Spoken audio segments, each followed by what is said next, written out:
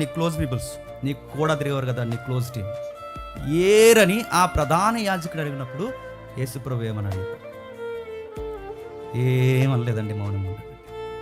అది లీడర్షిప్ అంటే గుర్తుపెట్టుకో. వాళ్ళేదో వదిలేసిపోయారని దొరికింది అవకాశం అని సన్నాసిగాళ్ళందరూ నన్ను వదిలేసిపోయారంటే లీడర్షిప్ కాదు. వాళ్ళనినా ఈయన అనకుండా మౌనంగా ఉన్నాడు, చూసారా? అది లీడర్షిప్. ఈ శిష్యులేరి కూడా తిరిగేవారు కదా, పేతురు, యోహాను, యాకోబు వీళ్ళందరూ కూడా తిరిగేవారు, డైలాగ్ చెప్తూ తిరిగేవారుగా.